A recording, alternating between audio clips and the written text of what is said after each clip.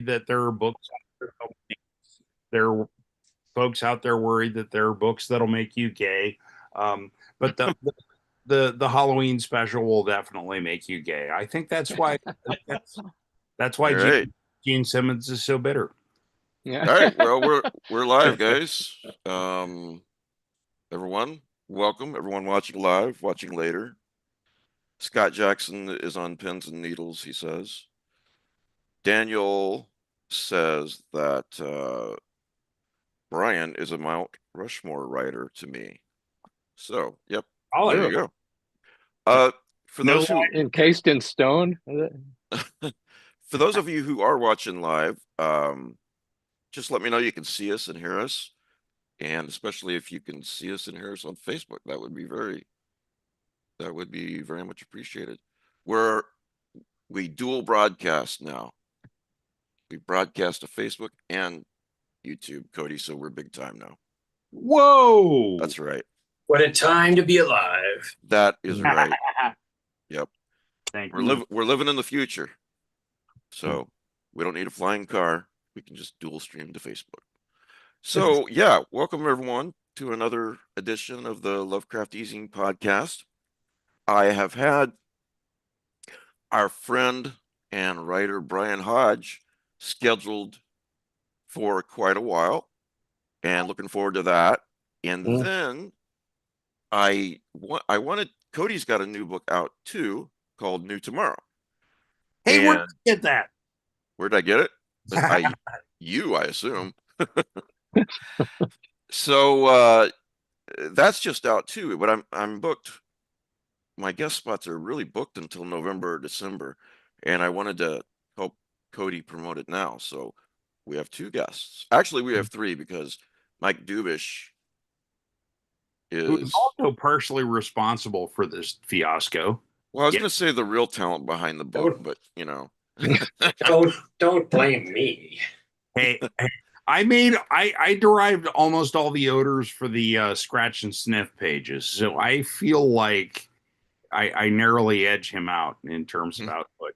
But yeah, no, he's the face of this thing. And when we were selling the book at Comic-Con to potential customers who can't read, Mike, you were our secret weapon. Potential customers that can't read a Cody Goodfellow book. It's a Comic-Con, man. We Yeah. were between them and the restroom. They just wanted to void their fluids, and they ended up walking away with a 500-page book. That's how it's done. That wasn't So yeah. So you can't see Cody, but he's here. Mike Dubish illustrated this book, New Tomorrow, so he is here. Brian Hodge is here. Yeah. Black Hole Sundown is his new book. And thank you for sending me that, Brian. And Sure. especially thank you for the note inside and the signature and the autograph in the book for me. So Well, personalized, that means you can't sell it. No. that means I get more money if I sell it. No, but it's personalized to you. So No, I that's know. Don't worry. It's not. I'm not going to get rid of this. Two. I've been treasuring it. It's a great book. To Mike, one who also chose the Eldritch path. Thank you, Brian. sounded appropriate. And thanks for my edition of your book, Cody. Hey, no worries. Thank you, and I hope you enjoy it.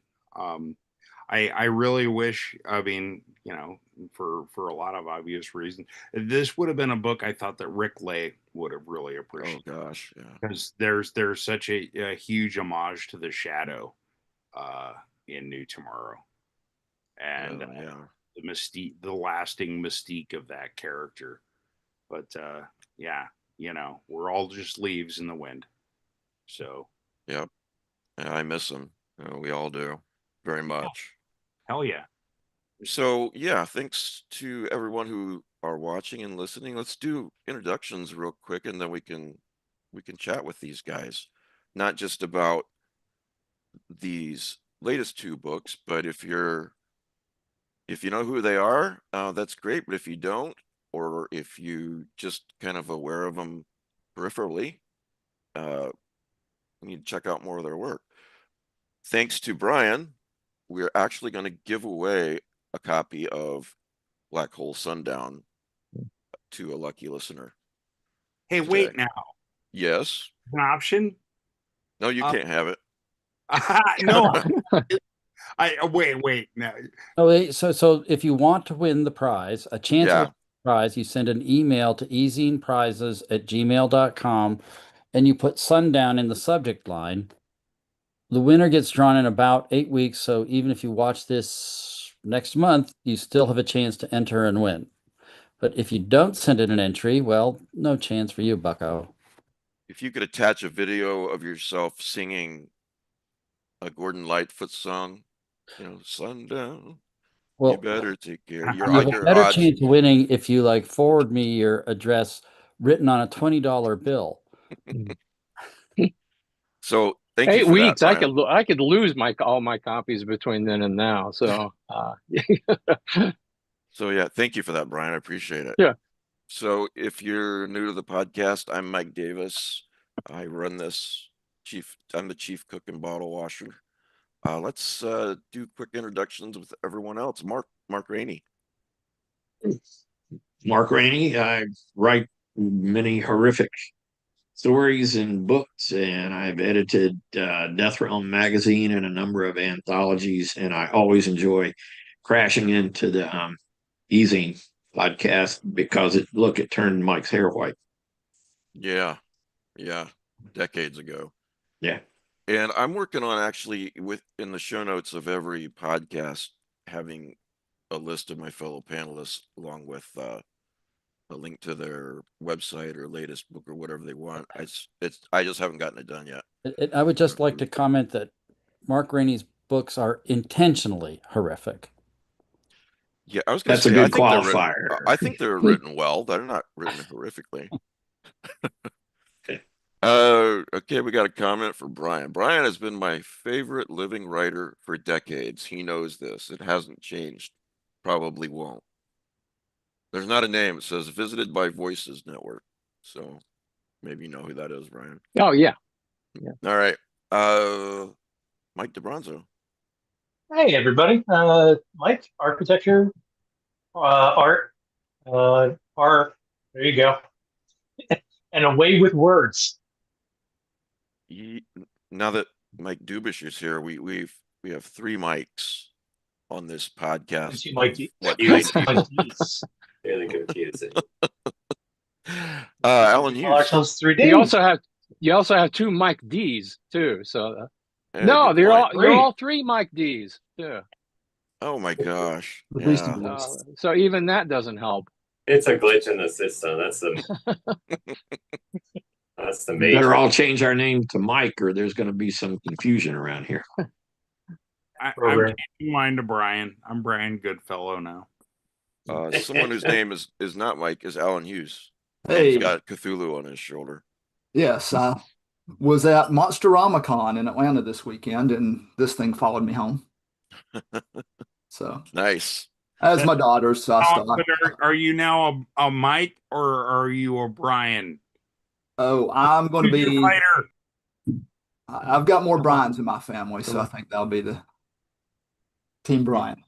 Matt Okay. Carpenter. All right, now we got a good match. Hi, I'm Matt. I run Lovecraft eZine Movie Night. Last night we finished season 2 of the TV show From, which was a pretty interesting episode, I gotta say. We are going back to feature films, so just keep an eye on the Facebook pages and you'll get to vote for which one we watch. And let's see, who do we got left? Well, for those who don't know who you are, guys, talking to Mike and Cody and Brian, could you guys introduce yourself briefly? All at once. All at once, yes, absolutely. Okay. Brian, can we start with you? Yeah. Been a full-time maker of stuff for over 30 years. Got about 20 books of horror, crime, and more recently fantasy. I think that's indicative of the direction that I'm likely to go in the future. And then, although last summer, and I finished it, turned it in this past March, I was hired to do a screenplay for a South American filmmaker. So, and Nice. that's balls out cosmic horror. So, Could you That's give us great. any more can't really, details? I Ah, cannot. we won't tell anybody. Yeah. So this is the end notes in this book. Is that false advertising? In what way? Oh, well, I guess it could be your last collection. You didn't say you were going to stop writing. Oh, So, no. People, yeah, I need to do a post for my website because I've referred to this as probably the last work of its kind, but not that I was quitting writing or anything else, but I was I'd finished that. The collection has been waiting for over 2 years to come out. Had been waiting for over 2 years to come out. So um, even though it's just come out in the past few months, some things are already a bit outdated. But sure. I'm the screenplay thing that last summer came out of the blue, and that's a thing you don't turn down if you have any interest in it. So, um, and it was a lot of fun. It was a great experience and interesting writing something set exclusively in Argentina. So Can I ask, did you write it in Spanish or no. I had 2 years of high school Spanish, and that's about it. I can order beans and chocolate milk, and that's about all I could do in that language. But Quiero Taco Bell? And those two go so well together too. but it was the cosmic horror stuff that I've done that drew the filmmaker. The thought of him that made him think of me to take this idea or take these ideas and run with them. And like I said, it was a great experience, but I can't really say much more about it or have any kind of insights as to how quickly it might proceed from this point. Well, Is I can't wait to see it when it comes Yeah. out. is Mike? screenwriting something you want to? Now you've done one. Is something you want to continue? I've done others when Oh, they you have came done. up. Yeah, there was years ago there was an option taken on my novel Nightlife, the first one that I had with the Del Abyss line, and the producer or would be producer's husband is was a guy named Charles William Breen. He's since died a few years ago. I tend to think it would have happened on set because it was in the same place in North Carolina where there's a lot of film stuff going on. But he adapted it, and then we went back and forth and did stuff on it together. So we co-wrote that one, and then we also co-wrote an adaptation of the very first novel, Oasis. But none of those ever got off the launch pad. But at least the experience was there, and I find that using Final Cut or Final Draft makes it a lot easier to do these things than just a kind of a template that you might have. So yeah, it was a lot of fun getting all the technical stuff like the formatting just automatically happening and getting out of the way. Doing tons of revisions and things like that. So it was a pretty painless process. Nice. Before I forget, a couple of things. Like I said, Brian's donating a copy for the giveaway. I should have said too, this is so far the only edition out. That will change at some point in the future, right, Brian? Supposed to, yeah, this is a limited edition. It goes for $65. So besides reading some really great cosmic horror and horror stories by Brian Hodge, you get this limited edition book. So wanted to mention that, and then I'm going to have Cody and Mike introduce themselves. But the other thing is, before I forget, if you're, well, a couple of things. If you're watching for the first time, we do this every Sunday at 6 p.m. Eastern. Last week, we were talking with John Langan, and we usually get someone in every week, and it's a lot of fun and informative. One of my Patreons is doing a short film called Cat, C-A-T-T-E, and I've linked to it in the side chat. And it's a short film inspired by H.P. Lovecraft's Cats of Ulthar. And you can click on the link and find out more about it. But as of today, they're getting close on their Kickstarter, but they only have 3 days to go. So if this is something that would interest you, click on over and help them to get this project realized. So yeah. I think that was it. Cody, would you tell the audience about you? Introduce yourself. We don't have video, but we do have audio. So awesome. Yeah. Hi there, everybody. There he is. That's more than most can stomach. My name is Cody Goodfellow, and I've been writing for money for about 30 years. Yeah, I'm also the anointed minister of the Esoteric Order of Dagon Portland chapter.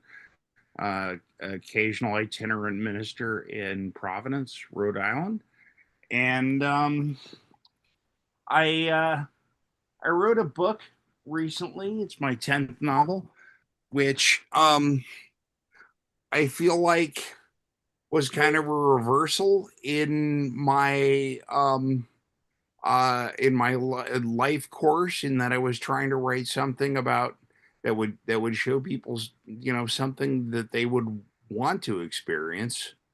I always prided myself on being a messenger of bad news. And New Tomorrow was kind of my attempt, if not to, buy my way out of hell for my literary crimes, but an attempt to reconnect with sincerity and what I really hoped for the universe, instead of venting my spleen at it to the entire time. And so I went to, one of America's most carefree periods in its short history, the Great Depression.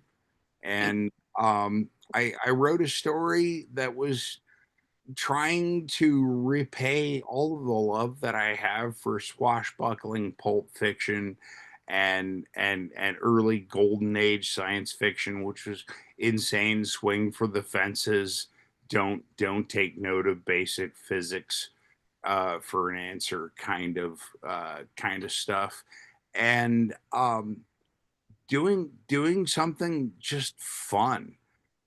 This was a book that came to me in 2008, long before I had the chops to figure out how to execute it.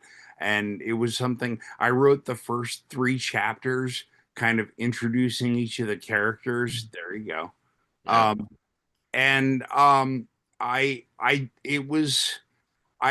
I took a lot of inspiration from the crime author James Ellroy, when he said that when he came up with the idea for the LA, what became the LA Quartet books, he had no idea how to do them. He knew he didn't have the chops yet necessary, but he understood, and he took faith in the notion that if you are just writing prose and you can describe the thing in one sentence, and then drink a beer or smoke some opium or whatever it takes, and then expand on that a little bit more, and then do that by stages. If you can describe the thing in words, that's all it's made of, and that's what you can do. But I was struggling to find a way. I wanted to make something that people didn't just intellectually think, oh yeah, that's pretty cool, that makes human beings lower than dogs. I love it. I wanted to really feel this, and that's where I brought in my man, my visual muse, Mike Dubish. I had him draw these characters for me so that I could look at them as I was doing this thing, because this is repaying the love that I had for comics and the pulps and stuff, and so much is tied up in the imagery. Yeah. And so Mike kind of helped me to conjure these things out of the ether into the real world, purely with the strength of these original images, which are included in New Tomorrow, because these characters are kind of everything that I loved about the pulps and everything that I wished they could be. Because I think everybody who loves OG pulp adventure books and comics has to kind of temper their love for those things with their flagrant disregard for some aspects of humanity. And just it pulp was seriously a white man's playground, right? And we need to, if we're going to reconnect with that essential galvanizing amazing energy that pulp brought, it's incumbent on us to make it something. It's a playground for everybody who happens to be a railroad brakeman. If you want a railroad brakeman in every to have your pulp novel in their back pocket. And I wanted Mike to be here because Mike is one of those people that, well, is you're lucky if you find that connection one time in your life as a prose author. You find somebody who seems to speak the same language that you're trying to speak into being with words, who does it in their art. And I happened to come across a copy of this collection, retrospective collection of Mike Dubish's art called Morbid Curiosity at a comic book shop in Santa Monica. And within a couple of months of that, I was at Comic-Con scoping, for the low-hanging fruit in the small press section. And I came across Mike, who was doing sketches on commission. And I saw this guy, and I was like, I kind of had that weird feeling of recognizing somebody that you haven't actually seen in real life. And then I realized from looking at his work, oh shit, that's that guy. And I started talking to him, and we very quickly struck up a rapport. And over God, close on to 2 decades now, Mike has been kind of my go-to when I need to visualize and show for the suckers what I can't manage to get across in words. Mike Dubish has been my go-to samurai. And well, speaking of Mike, are you actually just sitting there, or did you just post a picture and leave the room like a half hour? Well, I was moving around a lot, so I decided I wanted to see if I could not fidget. I thought it looked very frozen. Yeah. I thought you were on one of those security loops. This is my frozen. Yeah, I imitate my frozen, Zoom. Well, if I could ask the one of the 3 mics to introduce yourself, Mike Dubish, that'd be awesome too. Okay. Tell everyone about you.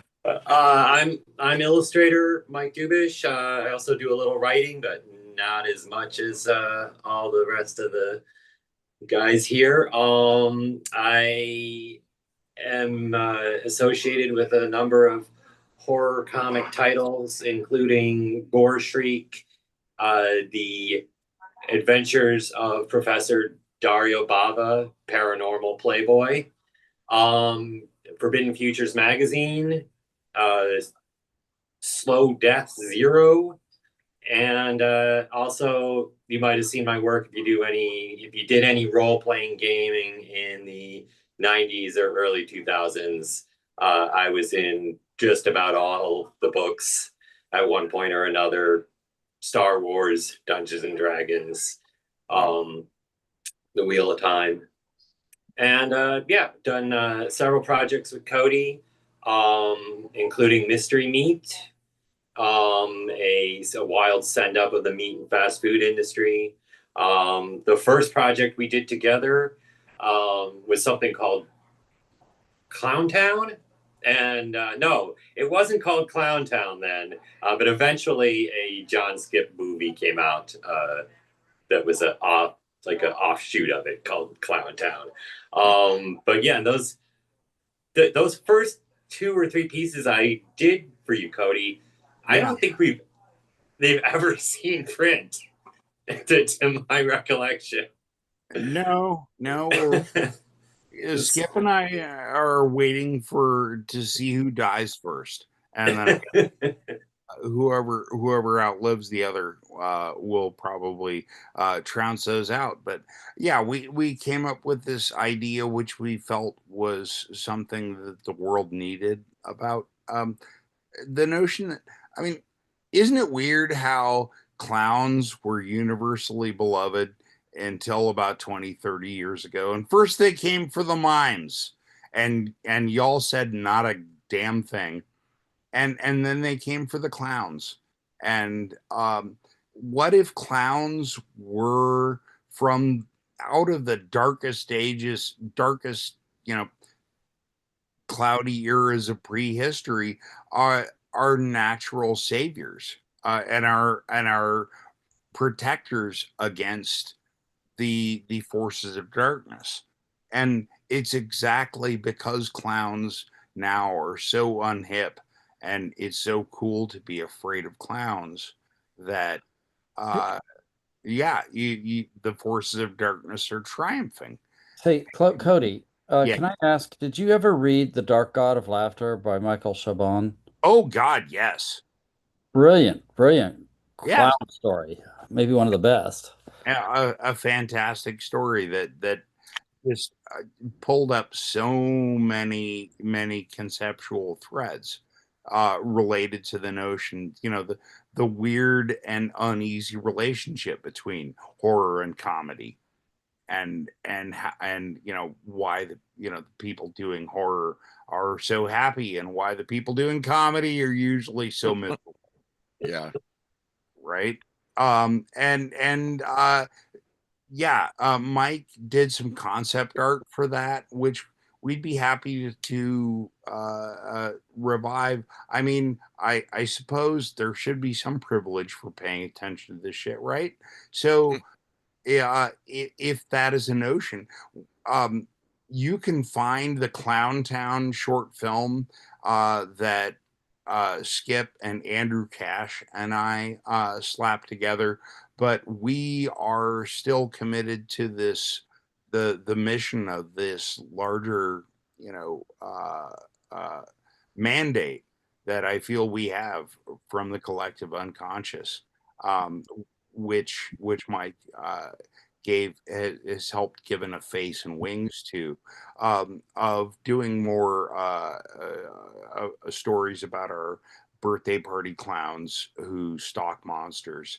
And Tom Holland, director of Child's Play and Thinner, who appears in our currently existing Clown Town short, has committed to coming out of retirement and appearing again as the old vampire clown mentor to our two child clowns too. So there could still be something exciting in the offing out of this.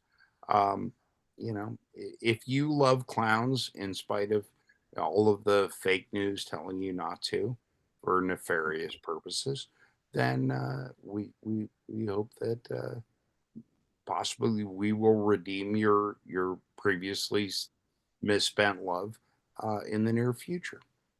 Well, let me flip on over to Brian for a bit. Mm.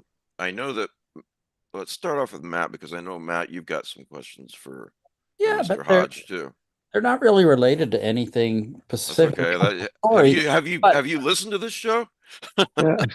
so like when I was reading the book, one thing that just kept hitting me is like uh you'd put people in this milieu and it would seem so real. And it made me wonder, okay, where'd that come from? For example, in the lone and level sands stretch far away, Mm. uh, you have people doing parkour and then urban Yeah. exploration. Yeah. Just the way they were described, it made me wonder is, okay, I know you did Krav Maga, Krav Maga. Still do. Yeah. but I was wondering if you like, were you into parkour? Were you like Manga. jumping over park benches, or did you like go diving into like some mysterious old abandoned building? Um, yeah, I've poked around to play in places that I could get into. That was always even a childhood thing where you've got.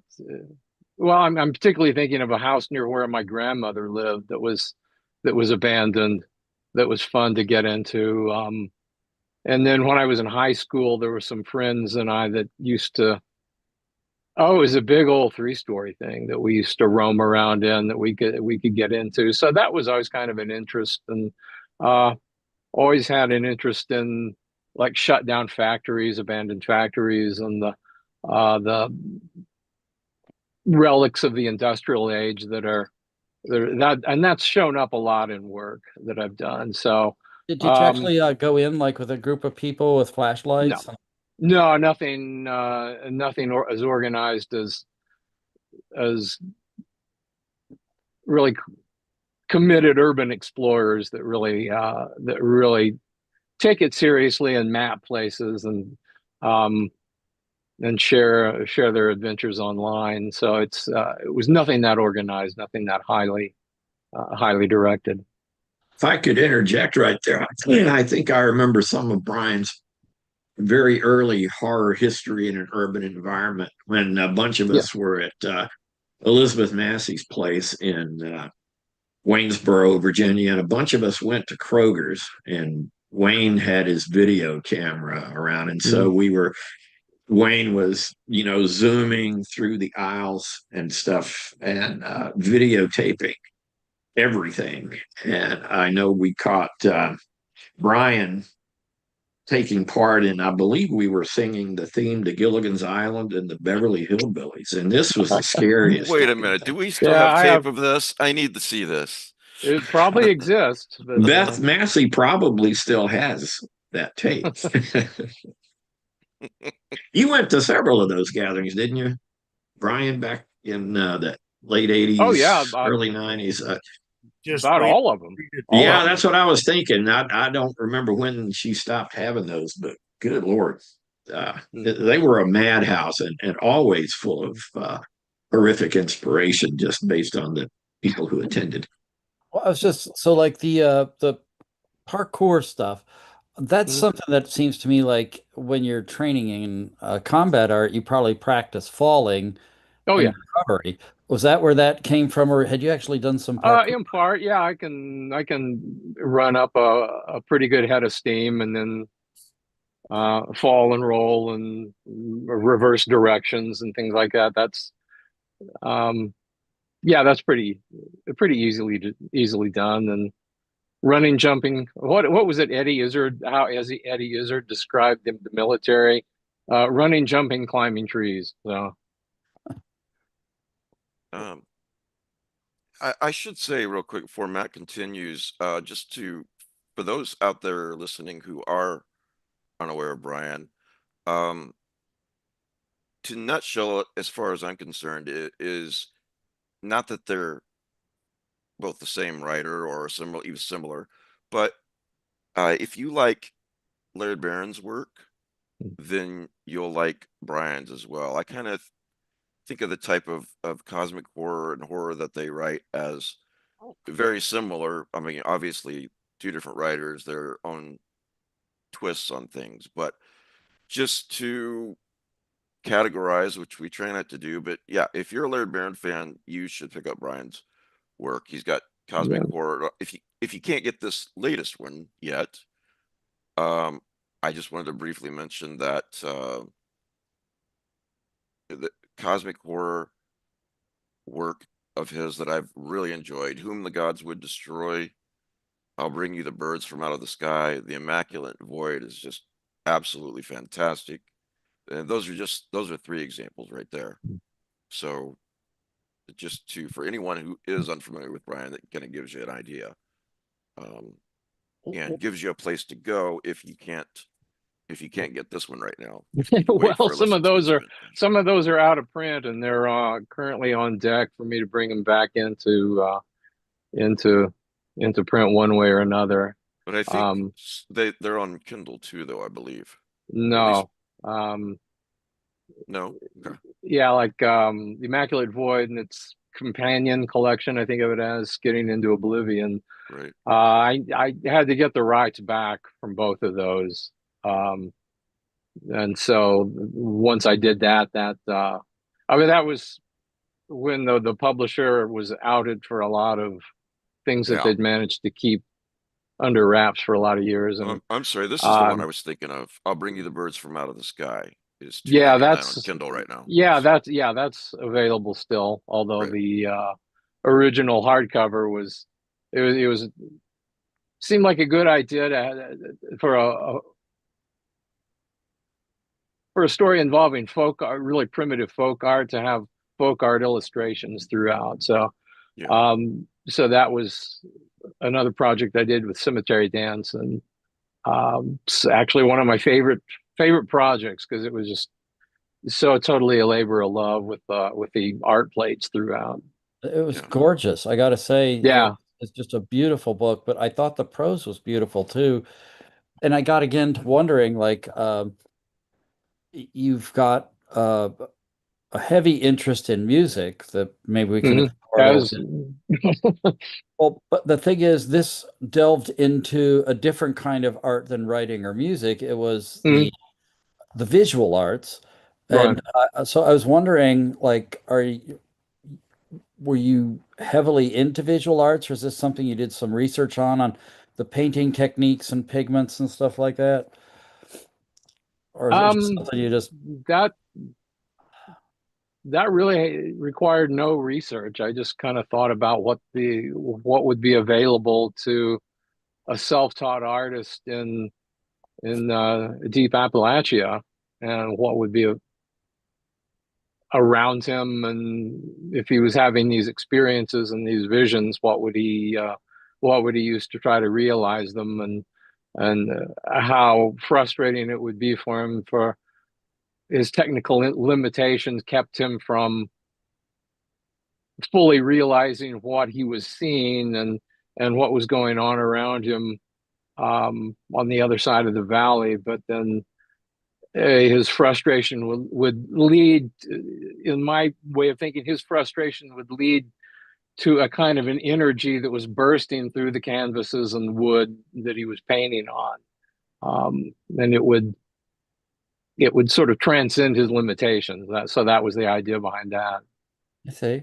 Well, if none of you out there listening have read it, this novella is an example of extremely well-written cosmic horror, nothing to do with Lovecraft. Okay, so if you're a fan of straight up cosmic horror, I'll Bring You the Birds from Out of the Sky is a beautiful read that will tick all your boxes. Oh, thank you. So can you tell us a little bit about everyone asks about the writing, I'm sure you're here, but we want to know also about, like, what are you doing in music? What are your interests there? Are you recording? Yeah. I've got probably about 2 albums worth of stuff that's just, the interests go in different directions too. That's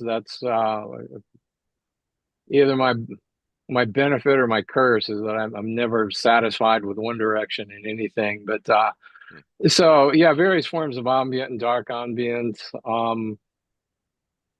lately the most stuff I've been doing is more along the lines of space music. That the thing I noticed with most space music is that and that started when I did Whom the Gods Would Destroy. I did a soundtrack to that. There you go. I did a soundtrack to that, and then it's kind of stayed with me, that interest. But most space music that you hear it's just the pretty stuff, and like Steve Roach kind of thing. well, he goes. I don't think of him as outer space. His is more inner space. But I've met him and talked with him and seen him perform probably 6 or 8 times. Oh. So I'm a huge fan of his, and I don't consider it quite the same thing. I'm thinking more along the lines of like John Serry, who was started off doing planetarium music. But again, all it's so pretty that it neglects the fact that one of the lines on Whom the Gods Would Destroy is something like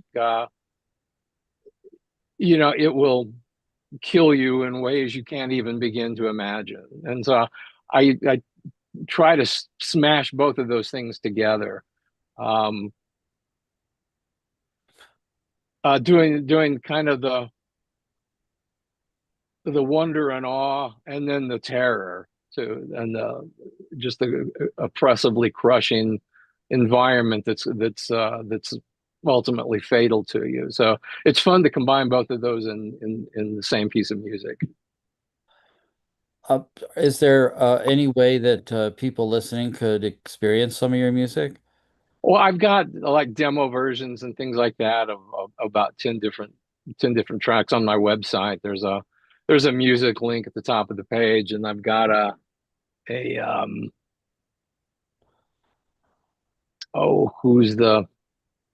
blanking on the service that I use to set up that playlist, but that's not really the full spectrum, and of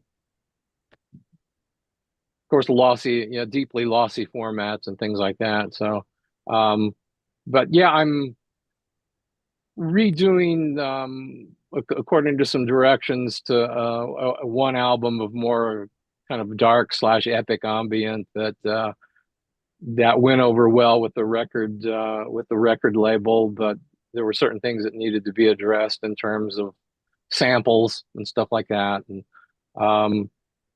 then I'm looking at self-releasing some stuff on Bandcamp before long, because I've got a bunch of finished tracks that need to be sequenced, and which ones are going to fit, which ones. Yeah, it might be like a full album's worth and an EP's worth. So, so those need to be arranged and sequenced and decide which belongs under what title. I think the first one I'm going to release is, or like As Below, So Above. Flipping the As Above, So Below title. Well, this is just an example of your creative efforts. Now, some authors that we talk to are very disciplined. Like they will say, "I've got to work on this." They'll sit down and block out a certain number of hours that they write each morning. I was wondering, like, if you're dividing, say, your creative efforts, is this something like you wake up and say, "Today's a music day," or does it just sort of depend on what deadline you have hanging? I believe very much in the concept of focus blocks and arranging your schedule accordingly. So, yeah, that's of course, like when the screenplay thing came up, that took full precedence. So, and we did a lot of months of story development and sending them stuff and then revising and then things like that. So again, that was probably maybe 6 hours a day devoted to that for several months. That just that relentlessly. a couple other, like, this is all disparate, sorry, but when I was reading the stories again, I noticed, well, one of the things you do so well is like relationships between people Mhm. that are deeper, like when you first meet a character and it seems like a superficial connection. It's not. There's some depth to the connection between the characters. But I also noticed there was a lot of, for lack of a better word, there were body horror episodes in this, more so than Mhm. I remember from your other work, like involving like knives and people dissecting each other. Um, I was just wondering if that was something that uh, you, I just don't remember that being in your previous work so much. Um, Um, I don't. I never stayed in one particular furrow. I don't think right. it's. So yeah, that's come up before, but I Because that the yeah. thing about the rock band or the that went into Mexico to go to Oh a yeah. Oh yeah, man. Ooh, that uh, one. La de Muerta, uh, I just thought that was incredibly. It made me squirm while I was reading it. Yeah, I had to set it down and then come back to it, a couple hours later. Not because It, yeah, it, it's a it great was story. compelling Well, story. it involves cartels, Yeah, Right, Mexican cartels, yeah. right. and MS-13. So yeah, they're about them. They do some of the most monstrous stuff that I've ever heard of. Um, Yeah. Also, at the time, I think that was about the first work that I went back to after I'd shredded a knee. I'd torn the patellar tendon off my shin bone, Wow. and or then disintegrated it in the middle. So that was uh, a painful recovery. So I had to take it out on someone. That's how I think of that. That was a so that novella was the first thing that I went back to. I think after surgery, and I was starting to work Yeah, again. you really took it out on those poor characters. Uh, I've got a couple questions that I'd like to, instead of just, you know, talking to Brian for a long time and then Cody, questions for both of you guys. Uh, Whoever wants to answer first. But I guess one question I have is pretty basic, but since I've got you both here, I'd love to hear your take on the answer. And what the question is, what fascinates you guys about cosmic horror? Reading it, writing it. What draws you to that particular subgenre, I guess you'd say. All Um, yeah, Cody. Yeah, you go ahead. Yeah. Well, I mean, not feeling at home in the universe and feeling that you are either in the wrong place or the wrong universe, or that you're too self-aware and looking at, pill bugs and cockroaches and thinking that's who this universe is for. Hmm. That's kind of what draws me to it, or makes everything that I might try to do, whether or not it's cosmic horror, intentionally I'm going to show everybody how wrong it is. You just go out and try and describe the world, Yeah, and it feels like it slides off the page and stains your pants. It's the sense that the universe isn't something that will stay put, or that it's not for you.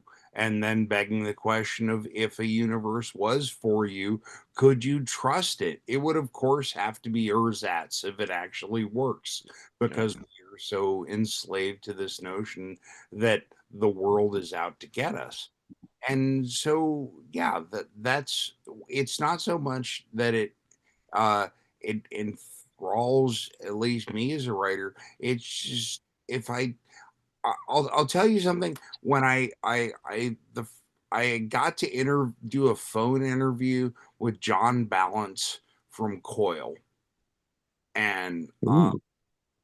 once, when I was in college in like 92, maybe early 93, and I asked him about how it is that they would do this kind of music, that it was purely instrumental music and it would kind of require or at least have a textual explanation of what they're doing here. This song is about ergot poisoning, you know, or this song is about, you know, the after death experiences, or this is an environmental song for you to masturbate to. And I asked them how they managed to make such evil sounding music. And he kind of clicked his tongue and he sounded really disappointed.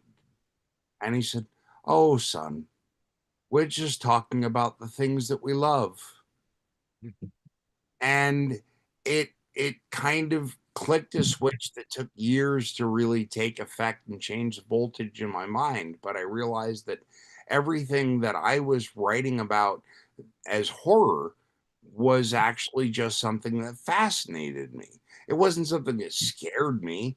Yeah. I mean, who wants to read a book about the possibility that you're dying of cancer every day? The scariest thing I ever heard was when a physiology professor told me on day one of a freshman college class that your body, something goes wrong in your body every day and it almost turns into cancer.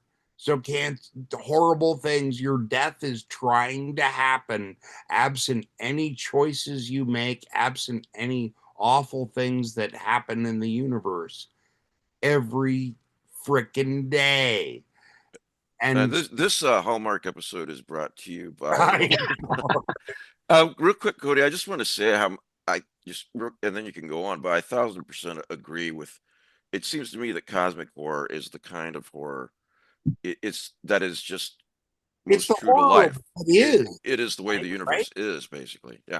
Yeah, it's what is. It's the disorder that we have to retreat into ridiculous cartoon character scenarios and underwear outside of pants AI extravaganzas now in order to feel normal or empowered enough to face it. And so I feel like it's not even a question of cosmic horror being an outre weird thing over there. It's the million strong marching band just outside your point of view that you have to really scream at the top of your lungs to shut out. I yield the floor. Yeah. Brian, same question. Yeah, well, the John Balance answer that you got, we're just talking about things we love, that reminded me of a quote from the Polish surrealist artist Zdzisław Beksiński, who has just some of the most fantastical and, depending on your point of view, disturbing imagery in his artworks. And so somebody asked him about that, and his answer was just that he was trying to paint pretty pictures, you know. So I've always appreciated that, and that popped right into mind. But as far as my own interest in it, I guess, well, one thing that interested me in horror, going back almost to the very beginning, is that it was an avenue in a world, or a way of looking at the world, in which anything could happen. And so anything that I wanted to make, anything I wanted to explore, there was some sort of avenue into it through horror. And then eventually I got to thinking that cosmic horror is the biggest possible canvas to work with. And so another thing that interested me in that is the concept of deep time.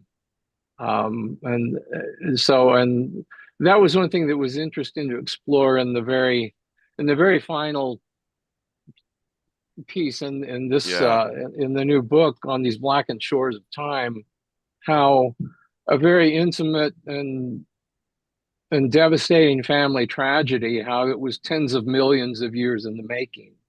My favorite story in the collection. I love that.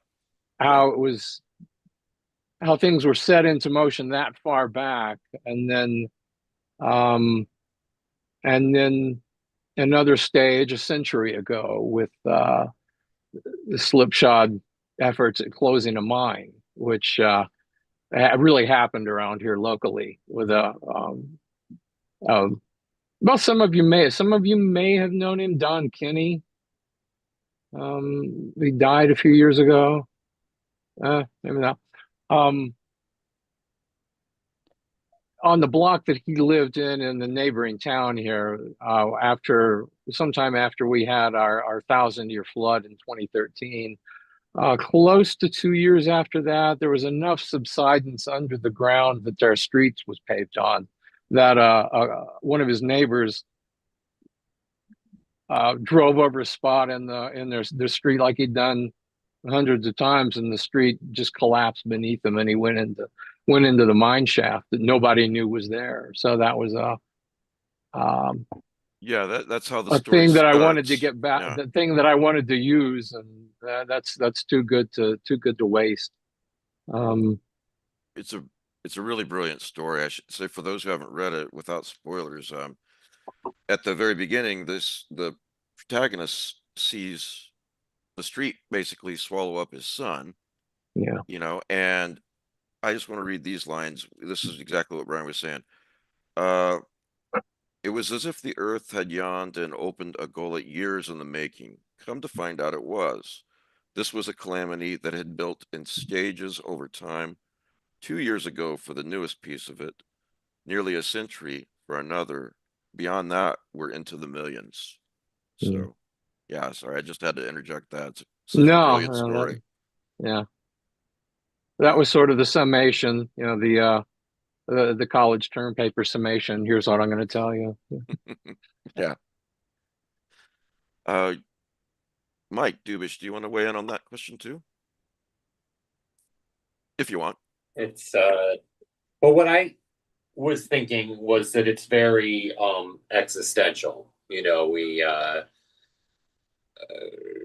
live in a world with I mean, I guess really every generation has lived under the shadow of doom. It just sort of seems like our shadow of doom is actually real and coming at us. So this sort of existential horror, just a horror at the very idea of existence and the persistence of time and everything else, just kind of fits with the times. Yeah. I thought of one. Yeah. Are you done, Mike? Yeah, I thought of one more thing that's key to me is that one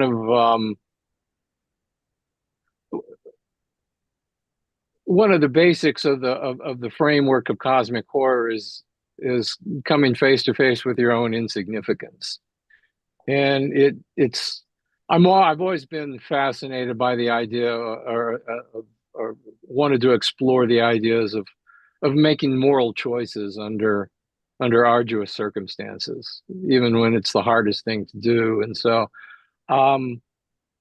that's another aspect to throw in there. It was especially true in I think The Immaculate Void, with the character deciding to make, even as everything is coming to an end around her, still wanting to make the right choices, because on some level to her it still matters, even though it may not in the grander scheme in the universe.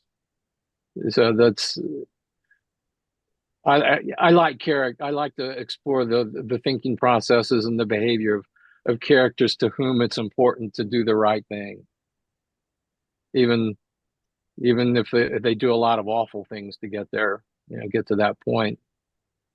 Yeah. Alan, I think you had a couple questions for Cody. Yeah. When you're done, guys, don't let me forget. I should have Cody basically just give us the synopsis of this book for those people Okay. who are interested. So yeah, Alan, go ahead. I'm Oh, sorry. yeah, I'm going to dumb down the discourse here because I want to talk superheroes. No, you're smartening it. Uh, Cody, back in the golden age, there were so many heroes besides DC and what would ultimately become Marvel.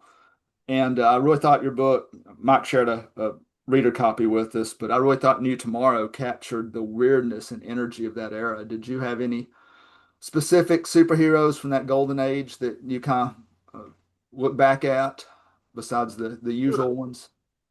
I mean, I loved a lot of those.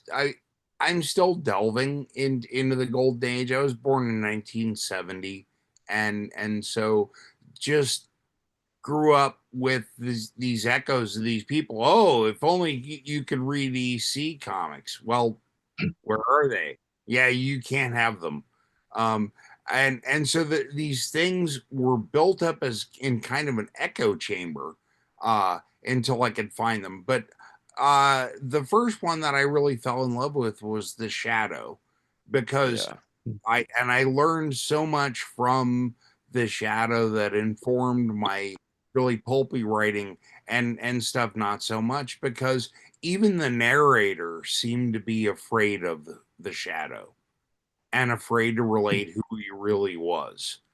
And they would always play with that, and the Shadow was always just this guy who was exactly where he needed to be and had everybody else's number. And so the caper in the book, what the antagonist was going to do, was almost irrelevant, because the Shadow was always 3 steps ahead. And so you're just following through and just going, who is the Shadow going to turn out to be? Is it going to be the crossing guard who has a machine gun? And that kind of thing really, really put the zap on my head and made me fall in love with pulps. The other big thing that was a mainspring for um, New Tomorrow was the Rocketeer, who was not an OG Golden Age character, but was invented by Dave Stevens, who was an artist from San Diego, which is where I'm from. Yeah, and he inserted some clever references to both the Shadow and Doc Savage in his. Doc Savage, exactly. He so beautifully inserted this character in there that I remember buying the first comics, and you know Pacific Comics, First Comics, Eclipse, all of these companies kept collapsing underneath him. And so the act of just getting that story out there became a pulp kind of adventure where he was fighting insurmountable odds. And finally, Disney seemed to be the savior and became the level boss, and almost actually effectively did kill Dave Stevens's desire to pursue this character. Uh, and it was growing up and just as a kid trying to find from one issue to the next became kind of a pulp adventure in itself. But then, by benefit of hindsight, looking at the kind of things this guy faced just trying to tell a story, uh, I feel like Dave Stevens should be a pulp adventure hero in his own right. And there weren't enough Rocketeer stories. And it was a pure joy about 10 years ago for me to be able to write a new Rocketeer story where he faces off against Chinese sky pirates. But it kindled in me this feeling that is kind of the antithesis, I suppose, of cosmic horror, because I've always been all about what do people really not want to face and think about. Yeah, that's what I'm writing. And after Un-America, which, if you don't know, it's an iceberg of blood and everything that America doesn't want to face about itself. And uh, New Tomorrow was the shining city on a hill that I really wanted to slog through that slough of despond to get to, and to connect with what I couldn't even connect with when I was a kid, because even as a small child, I was very cynical and was like, Superman's a fag, you know. And I attached so strongly to Lovecraft and Mackin and all these people who were very iconoclastic and very dark in their perception of the universe. And it wasn't until the darkest depths of the lockdown that I started to think, you know, what is it about these characters, these culture heroes that we attach to and that we need in order to be able to get out of these epochal situations that we can't actually otherwise weather. And and I found, you know, a downer way to make myself, you know, personally invested in it, you know, the personal cost of what it is to become a totem that people that the you know, a race or a culture or a species needs to pull themselves out of a disaster, not just some sort of concocted, contrived villain showing up so that the hero can prove themselves, but an actual existential threat. And I looked at these pulp characters that had endured over generations and looked at what people wanted and were still intrigued by about them, and tried to find a way of interrogating those things and and pulling out what's really exciting about them. And yeah, that was what pulled me through the lockdown. And I mean, this is a character that, or a story that I had been trying to find a way to tell that story since like 2008, the first economic crash uh, of the 21st century. I remember it well. Yeah. Right? Yeah. We keep having them, and we keep having them because somebody's profiting off of them. And I have always loved superheroes, and yet have a love-hate relationship with them, because a superhero always has a nemesis come up who's their opposite, and so that essentially they're defending the status quo. Oh, the world is saved, go back to work. They're reactionary, basically. Right. And but if you try to fight the forces that are making the world worse, or fight for a better world, then you become a villain. And there is an element of I tried to find a very pulpy, a more pulpier way than Lovecraft of expressing a cosmic horror feeling. And I thought about, like, uh, what if every morning when you get up, your coffee is cold? You can't zip up your pants without catching your dick in the zipper. You can't get to work without the bus, you know, running over somebody and their blood gets all over your clothes and you have to go home and change. If cosmic horror I would go home and change. is such an elemental level that even if you've never read a word, you know that feeling that the universe, that yeah, it's a dog eat dog universe, and you're wearing milk bone underwear. Hey, And Cody, real quick, the shadow. Before I forget to ask you, back to the shadow for just a second. You right. mentioned Rick Lay. I think it might have been before we started recording. I'm not sure, but are you aware of his book, A Chronology of Shadows? I think it's called Chronology of Shadows, a timeline of the Shadow's exploits. I'm aware that he did it, and Yeah. I realized that in going into No Tomorrow, the sequel to New Tomorrow, I really need to actually access that as a, you know, research resource. And so yeah, you know, he was somebody I was looking forward to talking to about this book. And Yeah, he would love this conversation. Definitely. Because the character I based on the Shadow in my book in New Tomorrow is a guy who derives all of his powers from this cursed Himalayan mask that he can cloud men's minds, he can disappear into the shadows, he can teleport to this lost Shangri-La like monastery somewhere in the Himalayas at any time, and he brings prisoners there so that they will face true justice and not, the corrupt justice system that prevailed in the early 20th century. And the only thing that can actually kill him is if he ever takes the mask off. And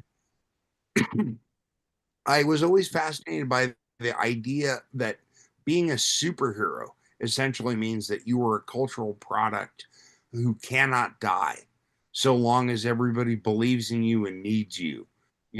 Captain America was a champion in World War II, and then after World War II, he froze and he disappeared until the late 60s.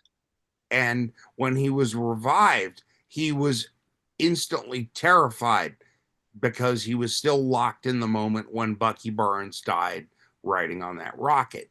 And he relived that trauma and then almost instantly adapts to the new circumstances and even finds a new teenage sidekick to glom onto. But the thing is that it seemed like a horrible kind of half-life, a demigod half-life, where your life is no longer your own. It's your purpose to serve as an icon to drive other people to higher levels of achievement.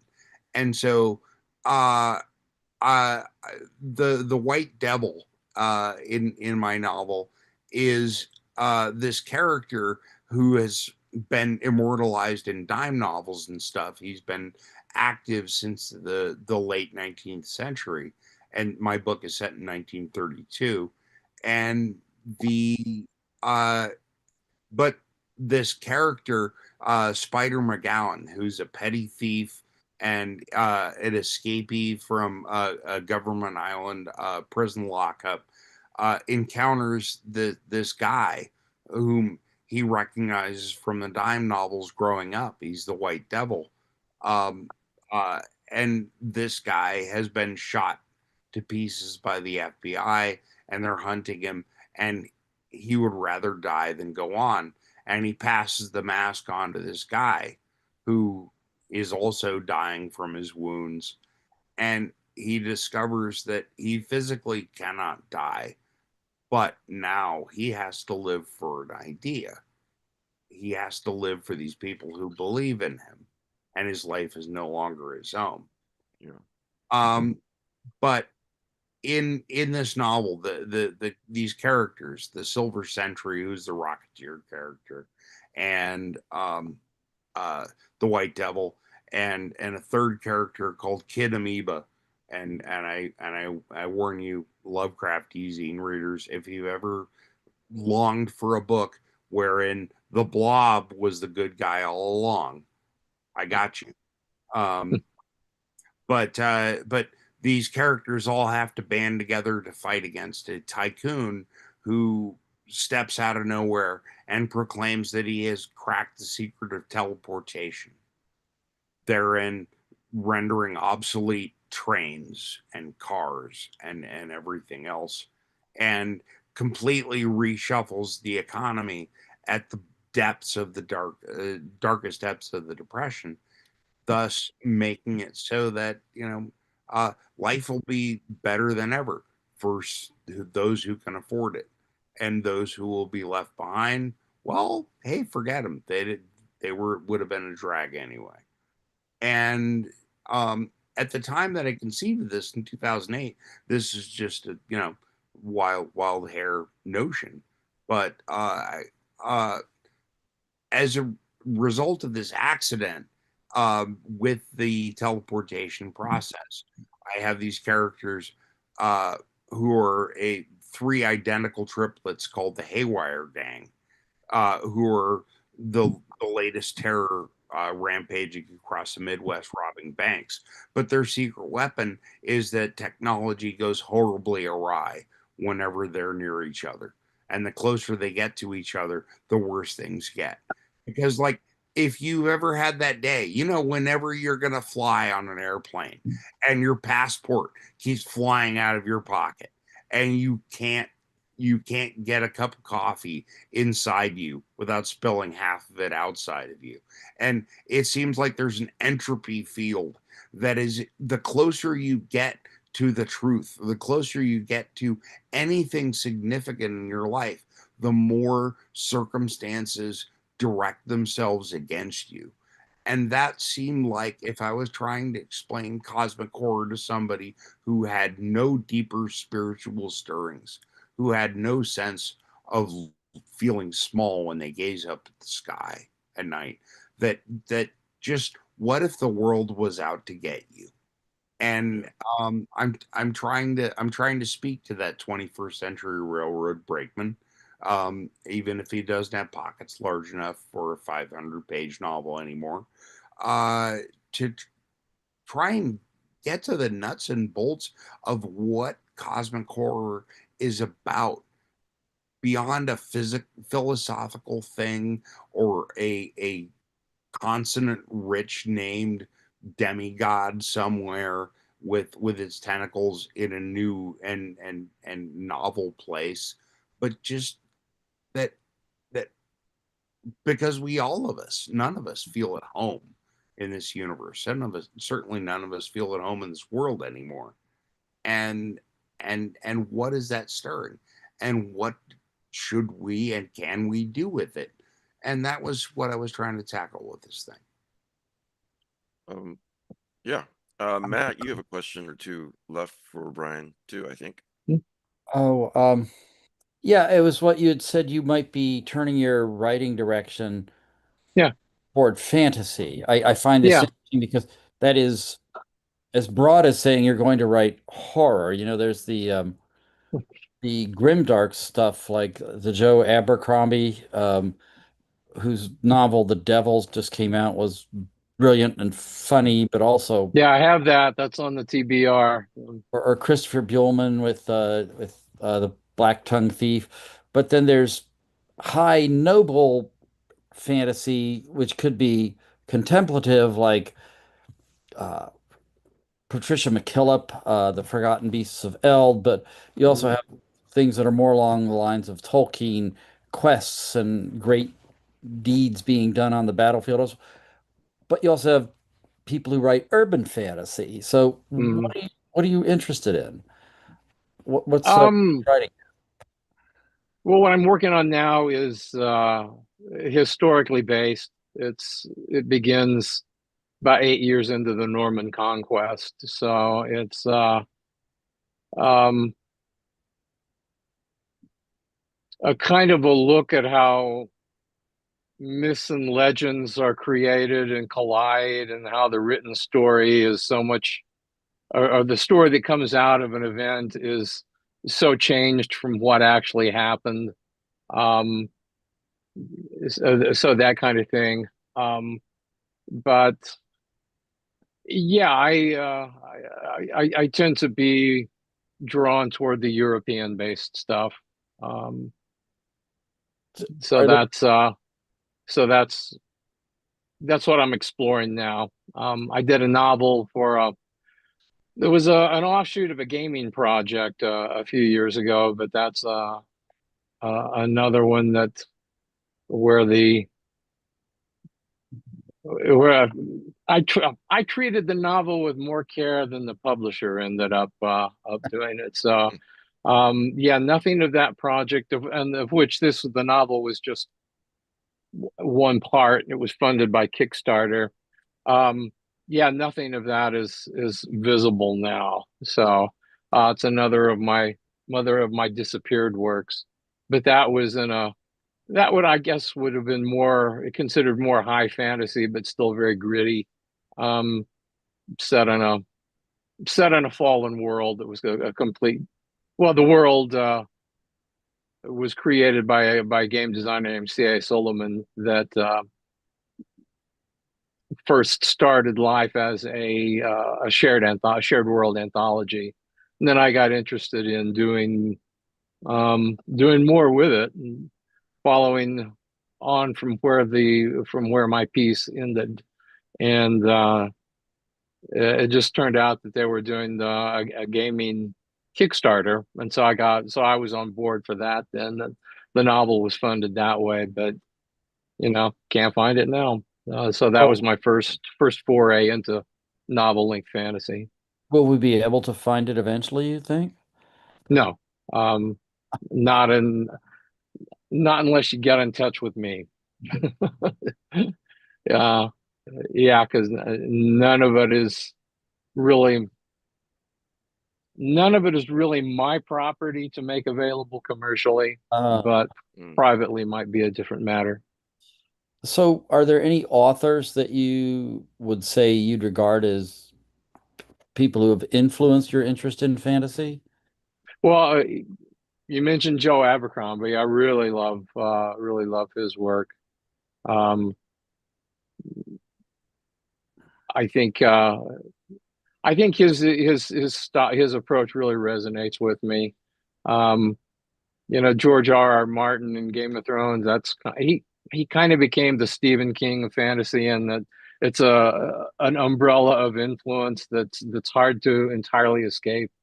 So, but then then going back to Tolkien, to Ursula Le Guin, Marianne Zimmer Bradley, at least with the first Mist of Avalon, so again, it's varied, but not particularly comprehensive. So, do you anticipate that this is something that you will have a publication home for soon, or the fantasy novel set in the Norman Conquest? I'm probably about 500 words into something that may go as much as 900, so it will be a while before that's done. Okay. Obviously, we've got 3 guests today. I definitely wanted to fit Cody in so that you guys listening are aware of his book as well as Brian's work. But Mike Dubish, where can people? I posted a link in the side chat to, I think, your website. I think it is anyway. But tell people where they can go to appreciate your work, maybe purchase your work, that kind of thing. Okay, well, to find New Tomorrow, you can go to oddness.com or forbiddenfuturesmagazine.com. Please don't make the 3rd richest person on Earth the 2nd richest person on Earth. Exactly. So no need to go to Amazon. Just go buy directly from the publisher at oddness.com or forbiddenfuturesmagazine.com. And that's where you can find the highest concentration of my work. We've got 14 issues of Forbidden Futures magazine out, and they're all available on the website. And a number of illustrated books, including 2 that I wrote and illustrated, and of course several graphic novels that I wrote and illustrated. So that would be the place to go, oddness.com or forbiddenfuturesmagazine.com. Should also visit, I think you can just write ProfessorDarioBava.com to bring you to the Diabolique website, where we are putting together this. We're on the. I think they just put out the most recent chapter, which is called Orgy of the Blood Freaks. So for any vampire fans and fans of paranormal investigators and Catholic priests who have lapsed and are now monster hunters, the Adventures of Professor Dario Bava is definitely something you'd enjoy, written by filmmaker Phil Mucci. You can find, I think you can still find Slow Death Zero, which Cody and I, Cody wrote 2 stories for me to illustrate in Slow Death Zero. This was going to get a great, big, fun release at San Diego Comic-Con 2020, which was, of course, canceled. Yeah. A terrific covers, cover of the souvenir book, EC tribute by William Stout. It just the 2020 souvenir book would have been gorgeous, and really pushed Slow Death Zero. But so as a result, that, which was a pretty neat thing for us to get to be involved with a legacy underground comics eco horror title, especially after our Mystery Meat project, which was essentially our demo tape for that. And yeah, so that's you can find me on Facebook and Instagram. And completely outside of the cosmic horror range, I am kickstarting a children's book right now, which, well, again, there are links. So if you're looking for something for kids as a gift for Christmas, that's what I'm pushing right now. But yeah, lots of new horror and weird science fiction. What would we Google? Kickstarter and what? Oh, just go ahead and the links are on there on any of my page. Tumbling Up is my wife's Kickstarter ID. So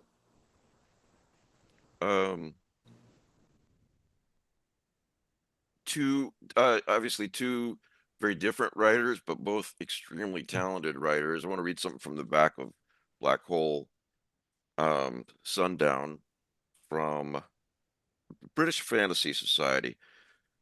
And this kind of nutshells it for me with Brian. Not only does Brian Hodge get the cosmic awe concept nailed down, but his characters and the way he describes the relationships between them are expertly drawn to a degree that Lovecraft himself could never have achieved. And as Brian mentions, a lot of his books are out of print, but you can also find some of them, one or two of them on Kindle. I'm listening to the title just escaped me on Audible, Skidding into Oblivion. Listening to that one right now too. So yeah, do a bit of Googling and you'll find them. And I know Black Hole Sundown at some point in the future is going to be there's going to be another edition that's not quite as hard on the pocketbook. But, yeah, there's supposed to be an ebook edition coming soon or before long, or however they phrased it, and then supposedly a trade paperback next year. DeBronzo, you got a question? Yeah, just two things for Cody real quick. You're a fan of Dave Stevens. Have you ever seen the documentary on him? Dave Stevens Drawn to Perfection?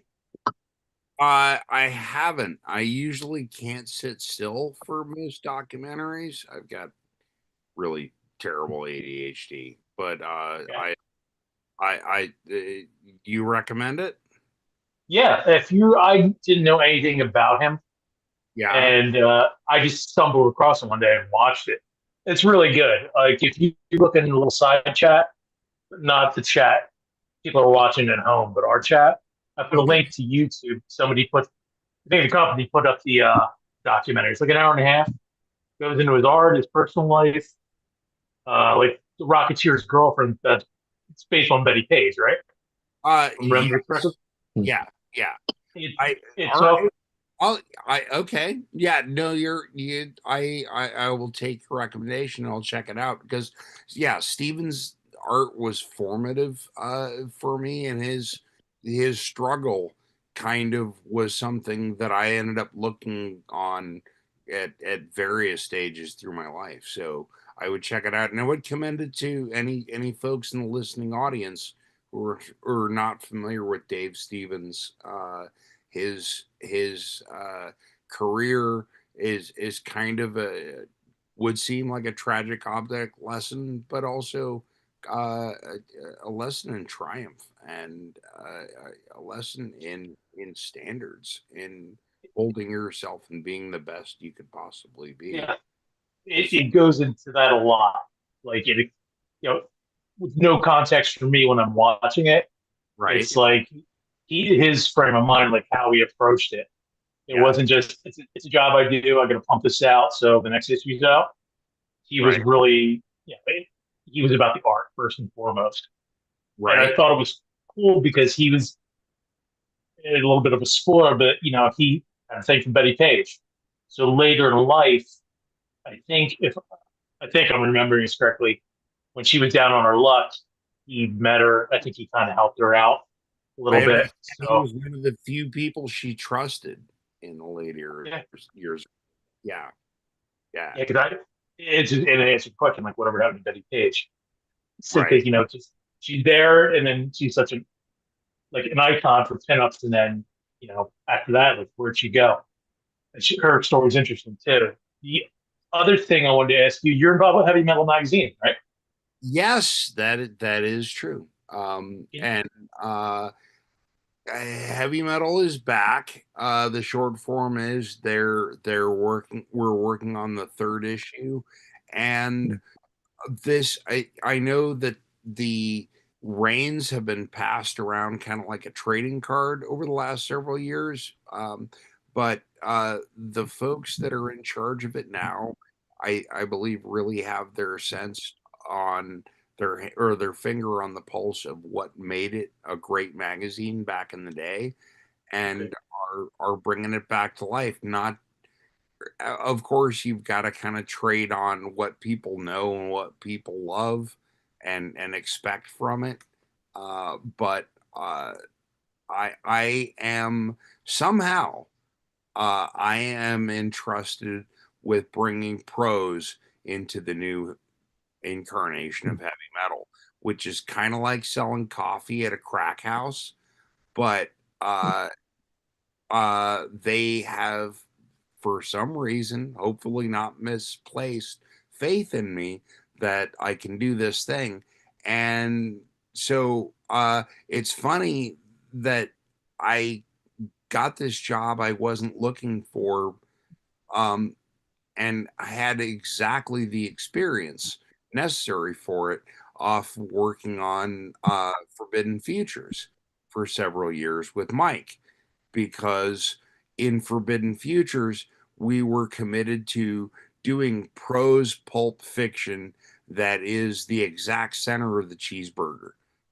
You're familiar with all of the cliches and all the familiar conventions that pulp science fiction or adventure or romance or whatever deals with, but where does a train jump the track and go off the rails is right where we were going for. And so what heavy metal is looking for is stories at 1,500 words or less. Kill us, invent new forms of sex and new forms of violence, and blow our minds and feed them to us as an aperitif. And that's the mandate I've been given to try and find that out there. And it's tough, but as the magazine is finding its feet, um, I think it's a wonderful opportunity to reclaim prose as a means of delivering thrills and chills that no other form of entertainment can. Comics are awesome. God, we all love comics. But comics, everybody walks out with the same experience, just like a movie. Prose, it's so much more insidious in how it gets inside your brain and incorporates your own imagination, makes it complicit into making this brain movie. And so that's been exciting. Issue 2 is just hitting the stands next week, and I managed to get a Matthew Bartlett story in there. Well, that's And Bartlett, of course, everybody who's a regular listener to this show, I'm sure, is familiar with Matthew Bartlett's excellent work with his occult horror stuff.